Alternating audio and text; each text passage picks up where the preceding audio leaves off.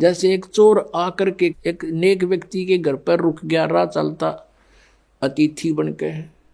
अब उस नेक व्यक्ति ने उसको एक नेक अतिथि जाना, क्योंकि वो स्वयं नेक था। उसने उसको चोर नहीं माना, खाना खिलाया, बढ़िया वस्त्र दिए, सर्दियों के दिन थे, अपने घर में चौक में सोया जहाँ आप सो रहा था। अब धनी तो सो गया ठाठ से, चोर उठा, उसका धन निकाल कर रात को चंपत हुआ। अब वो चोर तो चोर था, लेकिन नेक आदमी को चोर दिखाई नहीं दिया। फिर एक नेक व्यक्ति उस चोर के घर पर डट गया, राह चलता। अब उसने रोक लिया, रुक गया। अब वो नेक व्यक्ति तो सामने सो गया उसके घर पे, और वो सारी रात जागता रहा। कदे यू चोरी कर ले जा रात ने, कदे चोरी कर ले जा रात ने, नो जागता रहा।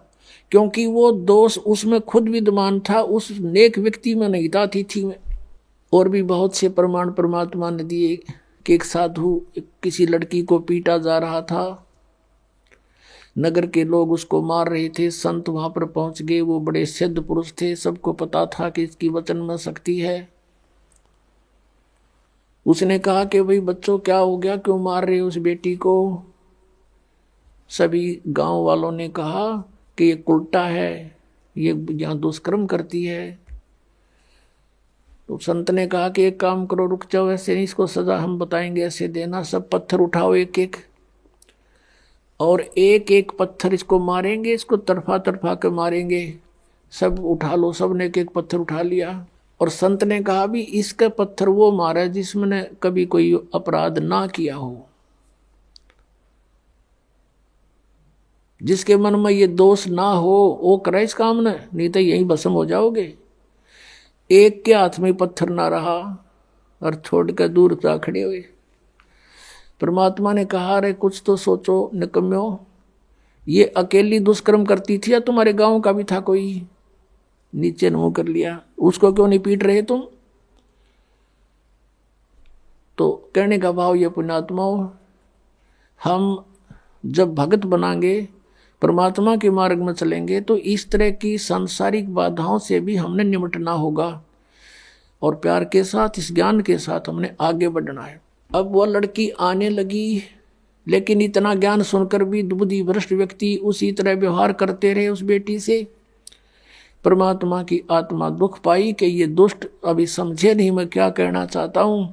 अरे जब इनके इतने कष्ट थे, सब सोच जिक्र करा करते हैं, भगवान हमें ऐसे सुख हो गया, मुझे ऐसे सुख हो गया, आपकी दया होगी, हमारे तो बुरा हाल हो रहा था, आपने बसा दिए। और आज स्वयं ये प्रभु पा के गए यहाँ पर अरेंजमेंट करने वाले।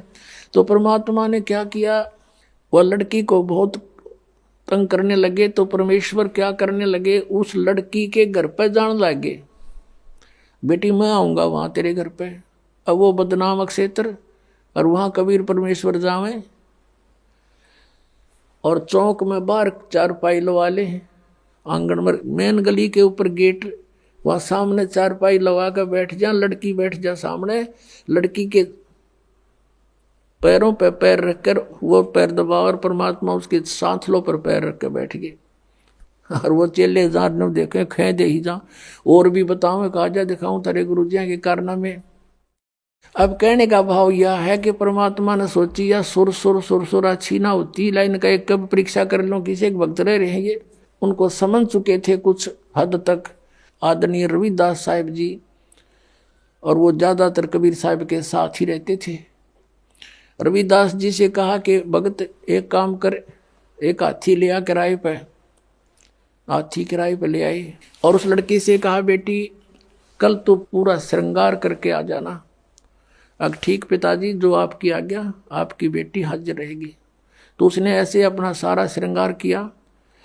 और परमात्मा कबीर जी ने क्या किया, एक बोतल में गंगा जल भर लिया, सफेद बोतल में, लड़की को बिठा लिया बीच में, और हाथी के ऊपर रविदास जी को बना दिया ड्राइवर यानी पीलवान, और आप बैठ गए पिछले साइड में, और लड़की के कंधे पर हाथ रख लिया, आधा लटके नु आगे ने चेस्ट की तरफ, और एक हाथ में वह गंगा जल और बोतल पीवे नू, और उस लड़की नू करे उड़ो बैठे बैठे। अब परमात्मा ने कहा उसको रविदास जी को कि मेन बाजार में के काट दे अपनी गाड़ी को, अब मेन बाजार में के काट दिया परमात्मा ने वो हाथी, और जो देखा वो अरे कौन है यो भाई, सरेआम वैश्यावृत्ति शुरू करती कि कबीर है जो लाया धानक कबीर, भगवान बतावे थे उनके चेला लाओ बुला बुला के कि आजा तेरे गुरु जी के कारनामे दिखाते हैं। वो दोनों सा देखा नू कहे ना मैं तो यहाँ जाया करता कदे कदे, मैं ना जाता था वहां पर, मुझे तो फलाना लेके गया था एक दिन। इस तरह कहने का भाव ये है कि 64 लाख का ग्रुप हो गया था और इस लीला न देख के एक नहीं पाया टोया भी, सब विमुख हो गए परमात्मा से। अब क्या बताते हैं आदरणीय गरीबदास साहब जी कहते हैं परमेश्वर ने यह लीला किस लिए की थी कि बड़ुआ बड़ुआ सब कहें कोई न जाने खोजी, दास गरीब कबीर कर्म यो डारे सिर का बोझी। सब उसको बड़ुआ बड़ुआ कहने लगे परमात्मा को, कोई गहराई से समझ नहीं सका ये लीला क्यों की थी कि दास गरीब, गरीबदास साहब जी कह रहे हैं कि कबीर कर्म और डाल ले सिर का बोझ, के ये 64 लाख का वजन धर लिया सिर के ऊपर, एक भी चेला नहीं ये मोक्ष होने दोगा।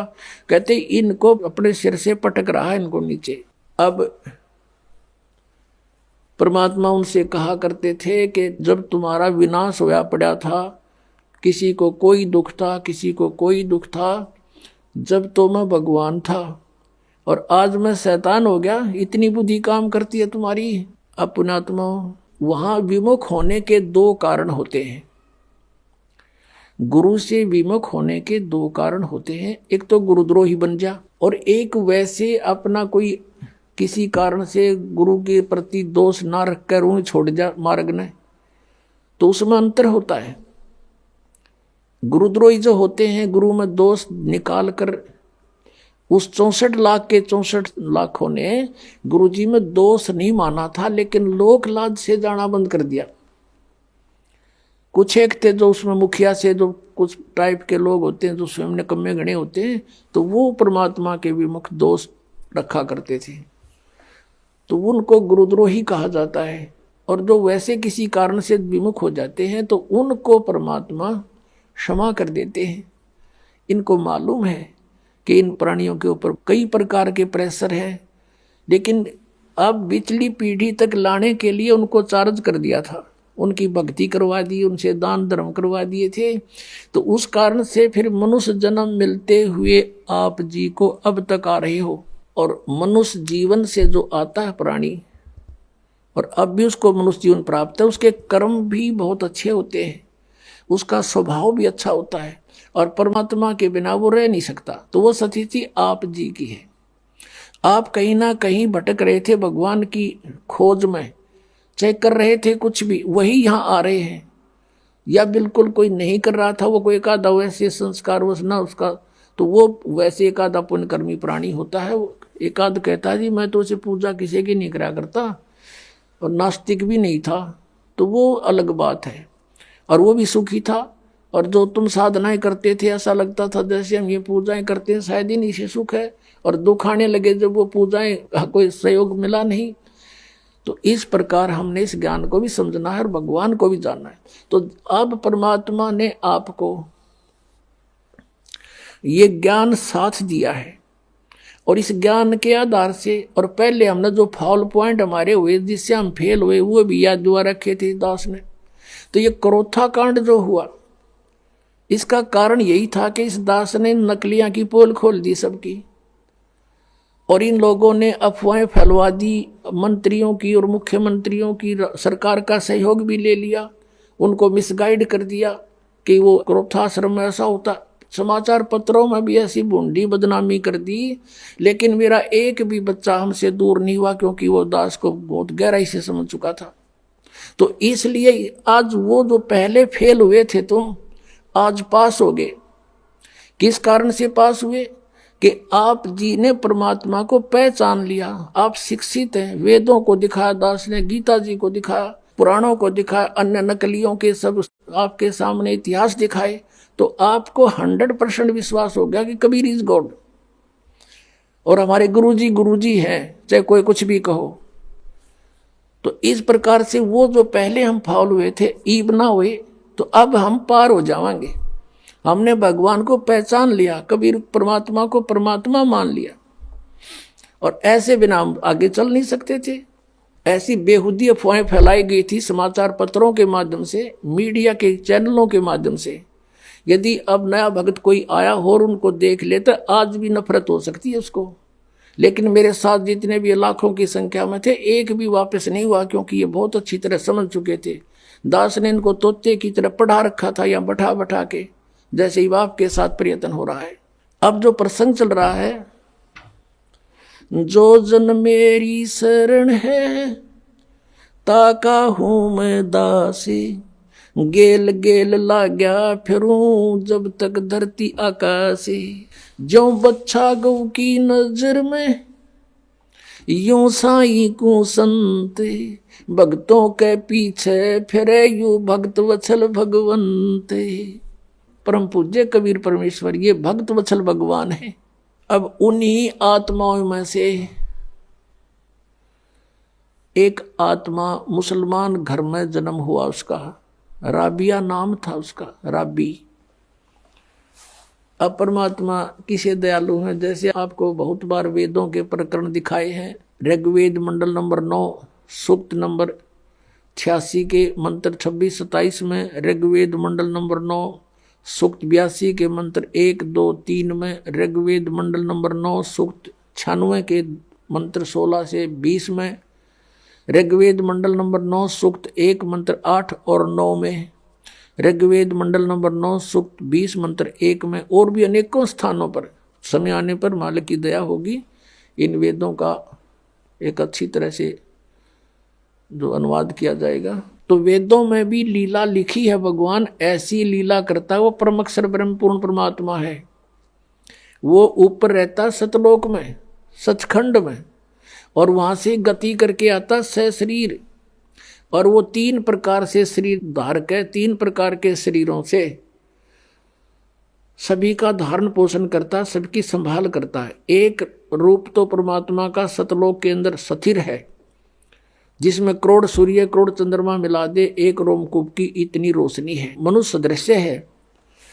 और दूसरी टाइप का जो शरीर मालिक धारण करते हैं, नवजात शिशु का रूप धारण करके प्रकट होते हैं किसी तालाब के ऊपर जल पर, इसलिए उसको नारायण बोलते हैं। वो निर्धारित कार्य होता है परमात्मा का, किसी संस्कारी हंस वहाँ से कोई उठा ले जाते हैं, और वो फिर उस परमात्मा की परवरिश की लीला एक कंवारी गायों से होती है। वो कंवारी गायों का दूध पीते और नहीं पीते हैं, और वो परमात्मा वहाँ से चलकर आते हैं। वो कबीर देव है, कबीर साहब है वो, और अच्छी आत्मा को मिलते हैं, उनको ज्ञान देते हैं। तो इसी आधार से परमात्मा स्वयं भी कहते हैं, गोता मारूं स्वर्ग में जा बैठूं पाताले, कहे कबीर ढूंढता फिरूं अपने हीरे मोती लाले। ये खुद भगवान भी कहते हैं। और जिनको परमात्मा मिले वो भी यही बताते हैं, जैसे आदरणीय नानक साहिब जी को मिले बेई नदी पर सचखंड से सतलोक से सतपुरुष आए कबीर देव जी, और उनको बेई नदी से अंतर ध्यान करके सचखंड में लेकर गए, फिर वापस छोड़ा सतलोक से। उन्होंने आते ही नौकरी त्याग दी, एक नवाब के यहाँ नौकरी करते थे, और फिर परमात्मा की खोज में बनारस पहुँचे। और जहाँ देखा था ऊपर भी सतलोक में परमात्मा एक जिंदा महात्मा के रूप में आकर नानक साहिब जी को ऊपर लेकर गए थे। अब उसी रूप में परमात्मा सतलोक के अंदर विराजमान, उसी शकल में, और उसी रूप में जुलाहे का काम कर रहे बनारस में, काशी में। वहाँ जब जाकर देखा और सचमुच ये तो वो परमात्मा है जो मुझे सचखंड लेकर गया था, सतलोक में देखा था। तब कहा था, फाई सूरत मलुकी वेश ए ठगवाड़ा ठगी देश खरा सियाणा बहुता बार ये दानक रूप रहा करता रे। अब फिर नानक जी की कोई ना सुने, वहाँ जुला इकट्ठे हो गए, न कहीं पंजाब था, कहीं बौड़ी बौड़ी बात करे, इस नीरू के पुत्र ने भगवान बतावे। अब कहने का भाव ये है कि जो लीला वेदों में लिखी है कि वो परमात्मा सतलोक से चलकर आता है और यहाँ पृथ्वी पर प्रकट होता है, अच्छी आत्माओं को जा जाकर मिलता है। आदरणीय मुलुकदास जी को मिले, आदरणीय दादू साहिब जी को मिले, आदरणीय गरीबदास साहिब जी को मिले, आदरणीय घीसा दास साहिब जी को मिले, गांव खेकड़ा जिला मेरठ, उत्तर प्रदेश में। आदरणीय गरीबदास साहिब जी को मिले, गांव छुडानी, जिला दज्जर, हरियाणा में। और गरीबदास जी ने कहा था कि सर्व कला सतगुरु साहिब की हरियाए हरियाणे नू, तुम कहते हो भगवान हमने पाया को नहीं, निराकार है। मैं कह रहा हूँ हरियाए हरियाणे नू। गरीबदास जी कहते हैं मैं कह रहा हूँ हरियाए हरियाणे नू। परमात्मा यहाँ आए थे हमारे पास जब तक हरियाणा बना भी नहीं था, ज्वाइंट पंजाब था, और शब्द बोले गए हरियाए हरियाणे नू। परमात्मा के वचन से ये अलग क्षेत्र हरियाणा बन गया। नहीं तो आज हम इस वाणी को कैसे स्पष्ट करते कि हरियाए हरियाणे नू। तो ये हरियाणा क्षेत्र बना दिया मां, लेकिन बनवाना ही था ये। कहते हैं साध वचन पलटे नीचे, पलट जा ब्रह्मांड।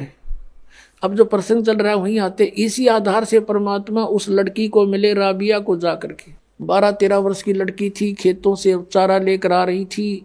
परमात्मा वहाँ एक कुएं पर बैठ गए, लड़की भी बैठ गई, क्योंकि पिछली आत्मा जो होती है, कहते हैं साधु दर्शन राम का और मुख पर बसे सुहाग, दर्श उन्हीं को होते हैं जिनके पूर्ण भाग। कबीरा साधु दर्शन का साहिब आवे याद, वो है समय लेखे में, बाकी का समय बर्बाद। अब आत्मा साधु संत को देखकर बड़ी खुश होती है कि भगवान इन संतों के रूप में ही आता है। वो लड़की बैठ गई, परमात्मा के तरफ देख कर एकदम आसक्त ऐसी होगी, खिंचाव सा बना कि तो महात्मा है कोई। तो उससे प्रश्न किया कि आप कौन हो, कहाँ से आए हो। तो परमात्मा ने कहा बेटी मैं अल्लाह अकबर हूँ। अब लड़की ने सोचा अल्लाह अकबर है, आप सचमुच? हाँ मैं बेटी मैं खुद खुदा हूँ। तो कहने लगे आप यहाँ किस लिए आए हो? कि मैं आपके लिए आया हूँ बेटी, आप साधना गलत कर रहे हो, आप सच साधना कीजिए। आप जो मुसलमान धर्म के अंदर साधनाएं करते हो ये साधनाएं पाप की हैं, मांस खाते हो, हैं तुम ईद बकरीद मनाते हो, ये साधनाएं अच्छी नहीं है तुम्हारी। वो कहने जी हम नमाज करते हैं। नमाज तो अच्छी बात है, वो तो प्रार्थना है प्रभु की, लेकिन करती किसकी हो? अब किसी की एप्लीकेशन लिख कर चल पड़े, नाम अगले का लिखा नहीं कि किसको देनी है, किसी डीसी को देनी है या कमिश्नर को देनी है, नाम की तरह लिखा नहीं, साहब लिख दिया ऊपर, अल्लाह कहो साहब कहो। तो कौन सुनेगा तेरी एप्लीकेशन ने? या नमाज तुम करते भी हो तो तुम किसके नाम भेज रहे हो? ये क्यों? तो बेचून अल्लाह है, बेचून है, फिर तुम्हें क्या मदद करेगा? वो बेचून है तो निराकार है। तो लड़की वो तो मालिक के सामने इस अज्ञान का कहाँ ठिकाना है। लड़की बहुत प्रभावित हुई, कहा बेटा तुम असक जन्म हो गए भटकत्या ने हैं, अब पिछले जन्म में मनुष्य थे तो अब मनुष्य हो गए, अगले जन्म में भक्ति ठीक ना हुई तो पशु बन जाओगे या मनुष्य भी बन गए, तो ये प्रोसीजर फिर शुरू तुम्हारा, ये कोई एंड है इसका? तो बेटी बहुत प्रभावित हुई और उसने कहा भगवान फिर क्या करूं? कि बेटी उपदेश ले मेरे से और भक्ति कर डट के, अपना भजन किया करे। कहने लगे जी ये साधना है जो मुसलमान धर्म की है, ये ना करना बिल्कुल भी। जैसे मैं कहूँ ऐसे नमाज ये कर दो, मैं आपको बता रहा हूँ, भक्ति करते रहना और ये मांस मिट्टी नहीं खाना। ने बोले जी वो कंपलसरी कर देते हैं, नमाज भी करनी होती है कि नमाज भी कर लेना, लेकिन टेक का मत्था अपना यो मंत्र करती रहिए, बस हो गई नमाज। बोला जी ठीक है। तो उस लड़की ने उपदेश ले लिया, मालिक उपदेश देकर चले गए। इतनी प्रेरित होगी ज्ञान से, उसने फैसला कर लिया कि मैं विवाह नहीं कराऊंगी और अपना मोक्ष कराऊंगी। अब उसी दौरान घर वालों ने क्या किया, भाई लड़की युवा होगी, इसकी शादी तैयारी करो। लड़की ने घर वालों से कह दिया कि मैं विवाह नहीं करूंगी। और मुसलमान धर्म में एक विशेषता है कि लड़की को बैठा देंगे पहले और लड़की से पूछते हैं कि बेटी तुझे ये विवाह मंजूर है? अगर वो स्वीकृति दे देती है तो विवाह होगा, नहीं तो नहीं होगा। अब वो लड़की ने मना कर दिया, घर वाले भी असमंजस में पड़ गए, भाई इन्हें कहा हो ही नहीं सकता किसी सूरत में भी। माता पिता चिंतित हुए, बहुत समझाया बेटी हमारी इज्जत का सवाल है, न्यू है, ऐसे है, सो कुछ कहा। वो बोली मैं नहीं शादी करानी। अब घना चिंतित हो गया, माता पिता का अन्न छूट गया लोक लाज के कारण। तो लड़की को अपने आप को प्रेरणा हुई, सोचा उसने कि चलो देखी जाएगी, माँ बाप कहते हैं विवाह कर लेती हूँ, लेकिन आगे जाके अपने पति से मैं साफ कह दूंगी मैं संतानोत्पत्ति नहीं करूँगी। ये डिटर्मिनेशन करके उसने स्वीकृति दे दी। विवाह हो गया। एक बहुत अच्छे नेक व्यक्ति थे, अच्छा अधिकारी था, अफसर था, उससे उस बेटी का ब्याह हो गया मुसलमान के। तो वहां जाते ही उसने अपने पति से कह दिया, जी बात सुनो मेरी, मैंने एक प्रतिज्ञा कर रखी है अपने गुरुजी की कसम खा के, मैं संतान में उत्पत्ति नहीं करूंगी, मैं गृहस्थ कर्म नहीं करूंगी, और यदि आप मेरे साथ जबरदस्ती करोगे तो मैं आत्महत्या कर लूंगी, ये मेरा फाइनल फैसला है। तब वो सोच गया भी ये बात क्या बनी। कहने लगा, बात बता फिर, आपने निकाह स्वीकार क्यों किया था, मना कर देते, कोई आप पर प्रेशर थोड़ा ही था। उसने बता दिया कि ऐसे ऐसे मेरे माता पिता लोक लाज के कारण बहुत परेशान हो गए थे और मैंने इसलिए निकाह मंजूर कर लिया कि ये तो शांत रहे, आगे मैं आपसे अर्ज कर लूंगी, ये सोच कर आई थी, आपकी मर्जी, मेरी अर्जी मंजूर करो या ना करो। तो बुद्धिमान समझदार दयालु व्यक्ति था वो मुसलमान। उसने एक सोचा, भी मैं क्यों इसके वादा करूं भगवान की। पहले डरने वाले होते थे परमात्मा से कि भी क्यों मैं इसके टांग अड़ाऊं, इसकी भक्ति जब इसकी इतनी रुचि है। कहा, ठीक है राबिया, जैसे आपके माता पिता को लोक लाज से डर था तो हमारा भी यहाँ समाज है। आप रहोगी मेरी पत्नी के रूप में संसार की दृष्टि में, और मेरे लिए होगी मेरी बहन के तुल्य। तेरे अलग से मकान बना दूंगा, उसमें अपनी भक्ति करना, लेकिन घर से बाहर नहीं जाने दूंगा, हमारी भी इज्जत है। कदे तू कह मैं वहां जाऊंगी फलान करूंगी, कहीं और नहीं जाने दूंगा किसी संत भक्त के पास, जो आपकी आज्ञा। अब उस लड़की ने 4 वर्ष तो साधना वो की जो परमात्मा ने बता रखी थी। फिर वहां आने लगे, जो अलग से उसका कमरा बना दिया। उस मुसलमान भक्त ने अपनी दूसरा ब्याह करवा लिया। मुसलमानों में कई कई शादियां हो जाती हैं।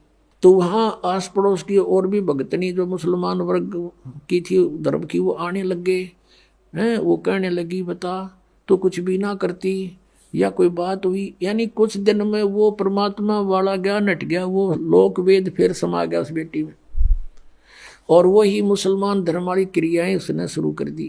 काल का तो जाल है कसूता। अब वो करती रही अपनी साधना। वो 50 वर्ष की होगी। 50 वर्ष की आयु जब होगी तो उसने अपने पति से कहा कि आपकी आज्ञा हो तो मैं मक्का जाना चाहती हूँ हज करने के लिए। और हज करना कंपलसरी होता मुसलमान धर्म में। वो ये मानते हैं जिसने हज कर ली वो स्वर्ग का वासी हो जाता है, उसको लाभ होता है। तो सभी बूढ़े बुजुर्गों को हज अवश्य करवाते हैं। उसके पति ने सोचा कि भी मैंने देख लिया इसको 30-35 वर्ष हो गए, मैंने कोई भी ऐसा इसका आचरण नहीं देखा, इसलिए उसने उसको अलाउड कर दिया कि आप जा सकते हो और कहो तो मैं आपके लिए कोई ऊंट की व्यवस्था कर दूं सवारी की। राबिया ने कहा, नहीं मैं पैदल जाऊंगी। जैसा हमारी सोच है कि पैदल जाने तक घना लाभ होगा। अब वो चल पड़ी, क्योंकि काफी व्यक्ति जाते थे, पैदल जाते थे, लारा लग जाता था, लाइन लग जाती थी, तो वो लड़की भी चल पड़ी। अब वो जा रही थी, चलते चलते रास्ते में रेगिस्तान में एक कुआं था। कुएं के पास एक कुतिया प्यासी थी, बहुत प्यासी थी। उसके छोटे छोटे नवजात बच्चे थे, दूर एक साइड में रखे हुए थे, बैठे थे, आंखें भी नहीं खुली थी उनकी, और वो बहुत प्यासी थी। और कभी तो राबिया के चरणों की तरफ आ रही है, फिर भागकर कुएं में झांक रही है।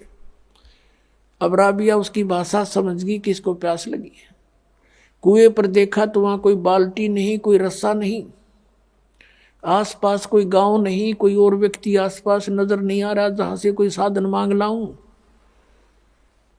अब उस लड़की ने आव देखा ना ताव देखा, अपने बाल पाड़े, लंबे लंबे बाल थे, वो बाल पाड़े न एक एक बाल फटाफट सारे बाल पाड़ के और एक रस्सी बनाई।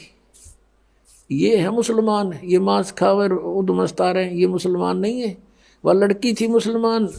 कहते दया बिना दरवेश कसाई, जिसके दया नहीं वो भगत किसा। लंबी लंबी इतनी लंबी रस्सी बांटी अपने बाड़ाते हैं, बहुत नीचे जल होते थे, और अपने वस्त्र निकाल कर, पहले मोटे मोटे खद्दर के कपड़े होते थे, वो कपड़े निकाल कर उसका बांध के और पानी में भिगोए।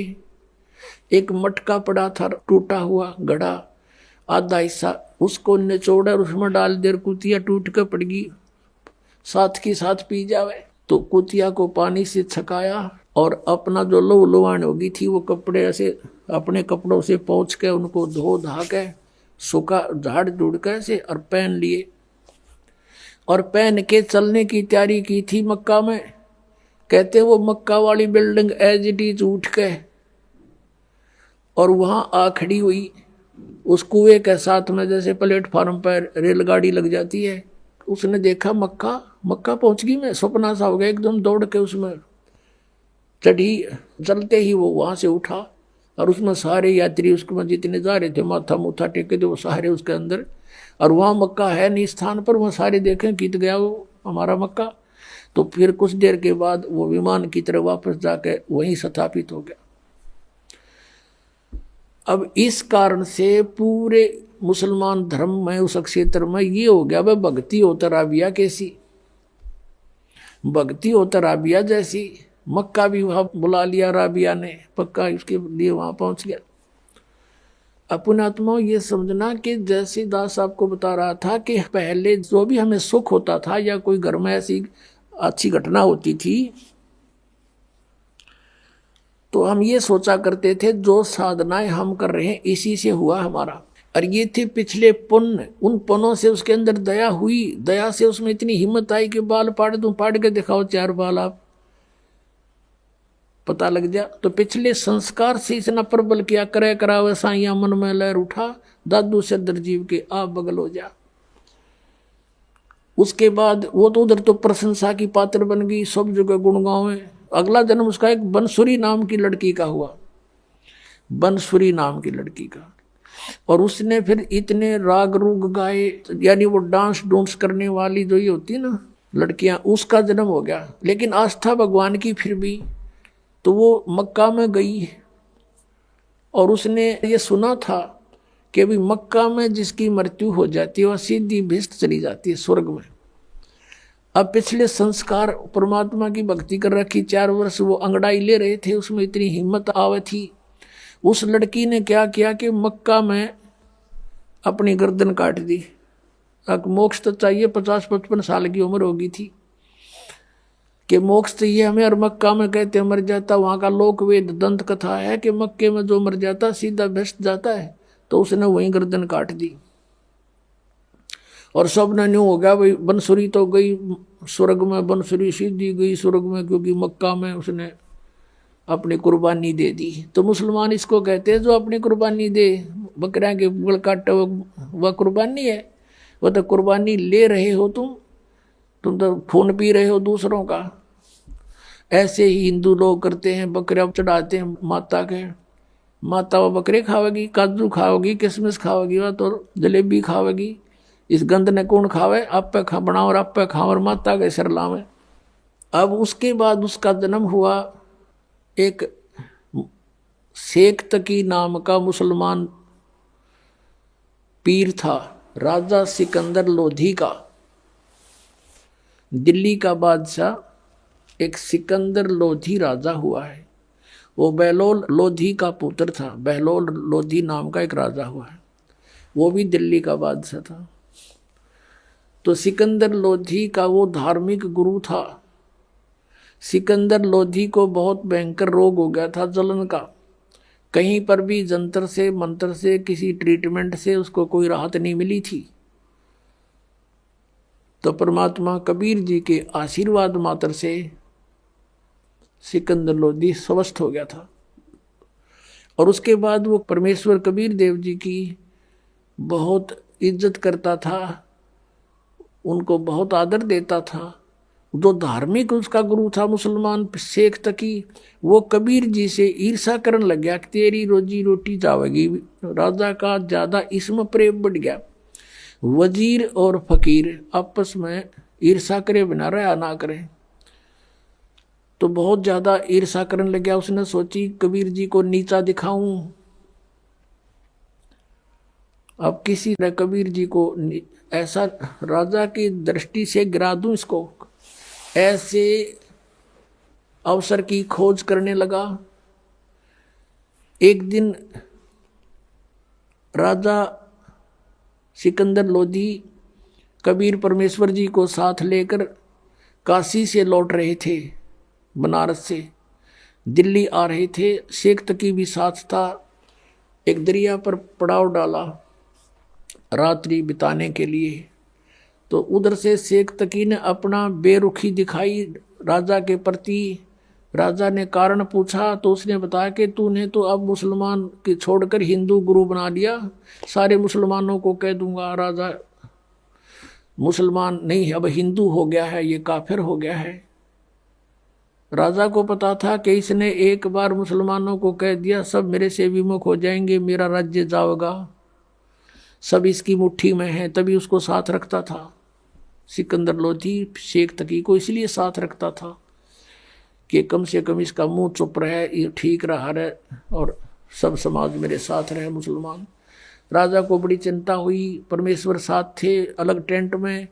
राजा से पूछा कि क्या कारण है, टेंशन किस बात की।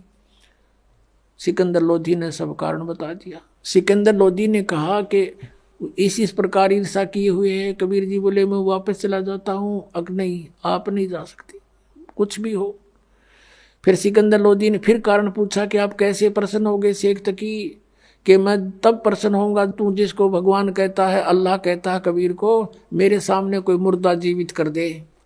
क्योंकि सिकंदर लोधी ने स्वामी रामानंद जी जो कबीर परमेश्वर जी के गुरुजी थे, उन्होंने कोई ऐसा अपशब्द कह दिया था मुसलमानों के बारे में सिकंदर लोधी को रामानंद जी ने, तो सिकंदर लोधी ने रामानंद जी की गर्दन काट दी थी। और वैसे लोगों की दृष्टि में, संसार की दृष्टि में तो कबीर जी के गुरुजी थे रामानंद, लेकिन रामानंद मानते थे कबीर जी को गुरुजी अपने हृदय से, लेकिन एक मर्यादा बनाए रखने के लिए वो गुरुजी बने हुए थे। तो सिकंदर लोधी ने जब गर्दन काट दी तो कबीर परमेश्वर जी ने स्वामी रामानंद जी को तुरंत जीवित कर दिया था वही सिकंदर लोधी के सामने। एक तो वो देखा अपनी आंखों के सामने भगवान की लीला, और फिर अपना जलन का रोग उसका ठीक हो गया। इस कारण से वो इतना प्रभावित हो गया था। और शेख तकी को भी उसने आकर ये बताया था, हे पीर जी ये तो अल्लाह का रूप आए हुए, मेरा दर्द ठीक हो गया, सारा रोग नाश हो गया। और ऐसे ऐसे इस रामानंद जी स्वामी ने हमारे मुसलमान धर्म के बारे में कुछ गलत बोला था और मैंने इसकी गर्दन काट दी, मेरे सामने जीवित कर दी। ये तो अल्लाह का स्वरूप है, ये तो खुद मालिक आए हैं। इस चीज तो चढ़ गया, इतना ईर्षा करने लग गया। तो उस दिन कहता है कि मैं जब जानू मेरे सामने कोई मुर्दा जिंदा करे ये कबीर, नहीं तो मैं सब मुसलमानों को कह दूंगा कि राजा काफिर हो गया। सिकंदर लोधी ने कारण बताया कि शेख तकी ये कहता है गुरुदेव कि मेरे सामने कबीर जी कोई मुर्दा जिंदा करे और नहीं तो सचमुच ये आग लगा देगा। मुझे ये चिंता का विषय बन गया। तब कबीर जी ने कहा कि कह दो इसको कोई मुर्दा ले आओगा, ला देखते हैं बड़ी बात है। अब शेख तकी से कहा सिकंदर ने, अब वो कह रहे हैं कि लाओ कोई मुर्दा उठा के। कहने लगे मैं कहाँ से लाऊं, ऐसे कोई मुर्दा होगा जब देखेंगे। इतने में मालिक ने कहते हैं ओए है कि परमात्मा से अपने भगत का दुख इतना भी नहीं देखा जाता, एक सेकंड भी। कुछ ही मिनटों के बाद क्या देखते हैं कि एक लड़का मरा हुआ, मृत्यु के पश्चात जल प्रवाह कर दिया गया था, अंतिम संस्कार। कुछ कबीले ऐसे हैं वो सवाह नहीं करते, ना जमीन में गाड़ते, वो जल प्रवाह कर देते हैं। वो लड़का अपना समय पूरा करके जल प्रवाह कर दिया था, मृत्यु हो गई थी, वो बहता हुआ आ रहा था। किसी ने बता दिया कि वो आ गया मुर्दा, वो आ गया मुर्दा। उसी समय सब इकट्ठे हो गए। तो परमात्मा ने कहा कबीर जी ने कि शेख तकी अब तू ट्राई कर ले, कदे बाद में नंबर बनावे। कहता मैं भी कबीर क्या ज़्यादा जानता है। तो शेख तकी लगा फूं ठा करने। उसने सोचा मैं कर दूँ तो मेरा नंबर बन गया। वो दूर चला गया मुर्दा, जल में बहता हुआ दरिया में काफ़ी दूर चला गया, कम से कम 500-600 फुट आगे को, 3-4 एकड़। तब सिकंदर को कहता शेख तकी कि ये न्यू चाव था कबीर कि किसी प्रकार ये मुर्दा आगे को चला जाए, इसलिए मुझे लगा दिया इसमें। ये कोई मुर्दा जीवित हो सकता है कभी? वो तो कयामत आवेगी जब होंगे। कबीर जी खड़े हुए और मुर्दा जैसे आगे बहकर चला गया था, वो शव बहुत दूर चला गया था, वहां से ऐसे हाथ किया, वो मुर्दा वो शव वापस चल पड़ा अप स्ट्रीम में। जैसे जिधर से पानी बहकर जा रहा था वापस आ गया वो परमात्मा के पास। और परमात्मा ने कहा, ये आत्मा कबीर हुक्म से इस मुर्दे में प्रवेश कर, जहां भी है वापस आ जा और बाहर आ जा तू 1 सेकंड में। उसी समय लड़का जीवित हुआ और कबीर जी के चरणों में आकर प्रणाम किया। बोलो सतगुरुदेव की जय। अब शेख तकी कहते दूने जो कहते हैं ना तेल पर छींटे लगे, उसके और ज्यादा ईर्षा बढ़ गई कि जिसने जुल्म कर दिया ये तो और ज्यादा हृदय में समा गया। अब उस लड़के के बारे में कहा उपस्थित लोगों ने कि कमाल कर दिया, कमाल कर दिया, लड़के का नाम कमाल रख दिया। अब वहां से दिल्ली आ गए। अब शेख तकी ने सभी मुसलमानों को इकट्ठा किया कि भी राजा तो धर्म प्रवर्तित करने वाला है, ऐसे ऐसे काफिर को हिंदू को साथ रखता है, और कुछ करो भैया। ये मुसलमान कहने लगे, बोलो पीर जी तुम जो कहोगे हम वही करेंगे, कि चलो राजा के पास। राजा के पास पहुंचे, हजारों की संख्या में लेकर सटराई कर दी उसने, तो प्रदर्शन कर दिया। राजा ने कारण पूछा। शेख तकी ने कहा कि जिसको तू लेकर आया है कबीर को, वो लड़का तो सदमे में था और वो ऐसे जीवित होना ही था, वो तो ताजा मरा हुआ था। मैं जब जानू मेरी लड़की, अब वो लड़की जो थी राबिया, वो तीसरा जन्म शेख तकी के घर पर जन्म था और वो 12 वर्ष की होकर मृत्यु को प्राप्त हो गई थी। उसका खत्म हो गया था वो जीवन मनुष्य का, आगे मनुष्य जीवन शेष नहीं था। तो शेख तकी ने अपनी मुसलमान रीति से लड़की का अंतोष्टि कर रखी थी, कब्र में दबा रखी थी। तो सिकंदर लोधी से कहा शेख तकी ने कि मैं जब जानू मेरी बेटी ने जीवित कर दे, यू कबीर इज गॉड, मैं मान लूंगा इसको, और नहीं तो हम बगावत करेंगे। अब फिर टेंशन बना दी। परमात्मा अंतर्यामी थे, वो तो सारी फड़क निकालने के लिए तो गए हुए थे। कबीर जी ने पूछा परमेश्वर ने सिकंदर जी से कि क्या हो गया राजन, कुछ मायूस नजर आ रहे हो। राजा ने सारी अपनी समस्या बताई। अब कहते हैं अपने भगत का दुख भगवान देख नहीं सकता। कहने लगा भी ठीक है, इसको कह दो शेख तकी को, आज से तीसरे दिन वह लड़की जीवित करूंगा और आसपास डंडोरा पिटवा दो, प्रचार करवा दे राजा तू, ताकि कदे 10-20 आंख मैं ना मानना ही हो, सारा संसार देख ले।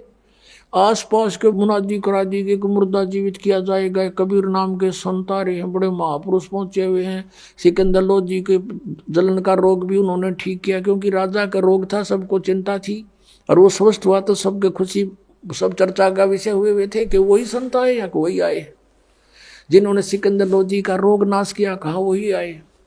हजारों की संख्या में व्यक्ति वहां इकट्ठे हो गए। उस निश्चित समय पर कब्र को फुड़वा दिया गया। राजा भी उपस्थित है, सब मुसलमान भी हिंदू भी, पता नहीं कितने को वहां इकट्ठे हो गए, और लड़की का शव कब्र के अंदर है।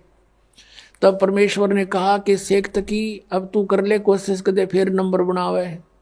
तो और उपस्थित जन कहने लगे, जी जय शेख तकी के पास कोई जंतर मंत्र होता, अपनी बेटी ने कौन मरण दे, ये तो पहले ही कर लेता, आप ही करो कुछ। अब परमात्मा ने कहा कबीर जी ने कि हे शेख तकी की बेटी जीवित हो जा।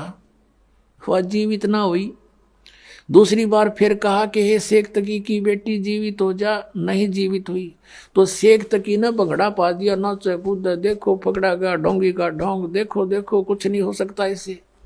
तीसरी बार परमात्मा ने फिर कहा, वह नहीं जीवित हुई। तब परमेश्वर ने कहा कि शेख तकी थोड़ी शांति रख, अखोरी शांति, पकड़ा गया तेरा ढोंग, देखो पाखंड, देखो पाखंड। तब परमात्मा ने कहा, हे जीवात्मा जहां भी है तू, कबीर हुक्म से वापस सारी प्रवेश कर बेटी के शरीर में बाहर आ जा। 2 सेकंड में सारा शरीर कंपने लगा। लड़की उठ के परमात्मा के चरणों में दंडवत प्रणाम किया। बोलो सतगुरुदेव।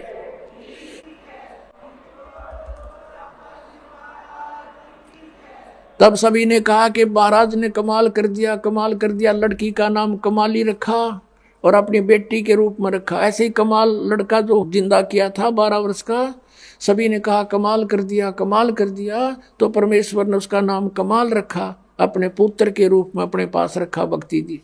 अब वो लड़की जब जीवित हुई, परमेश्वर ने कहा बेटी जा तेरे पिता के साथ में और उधर से उसको पिछले अपने जन्मों की चेतना दे दी परमात्मा ने, अपने आशीर्वाद से उसकी दिव्य दृष्टि खोल दी।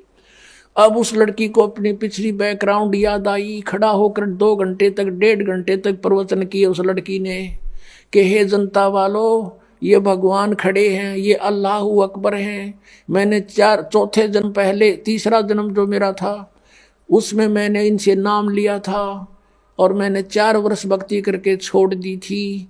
उस 4 वर्ष की मेरी भक्ति के कारण मुझे लगातार तीसरा मनुष्य जीवन तो प्राप्त हो गया, लेकिन ये मेरा इतना ही जीवन था। 12 वर्ष तक आगे मेरा शेष जीवन मनुष्य का नहीं था, मैं पशु योनि में जाती और मैंने महान गलती की थी। अब मैंने भगवान अल्लाह को पहचान लिया है, मेरा असली पिता मुझे मिल गया, मैं नकली के साथ नहीं जाऊंगी। अब शेख तकी ने करा था नोक भगवान को नीचा दिखाऊंगा। वहां कोई हजारों व्यक्तियों ने परमात्मा से उपदेश लिया, उनके शिष्य बने। बोलो सतगुरुदेव। कहते हैं सतगुरु संगत छोड़ के, सतगुरु संगत छोड़ के चाहे लाख वर्ष जप कीन, इंद्री कर्म ना मोक्ष हुआ फिर काल के अधीन। उस आत्मा का फिर उद्धार हुआ जो भगवान के पुनर्चरणा मांगी। बोलो सतगुरुदेव सत साहिब।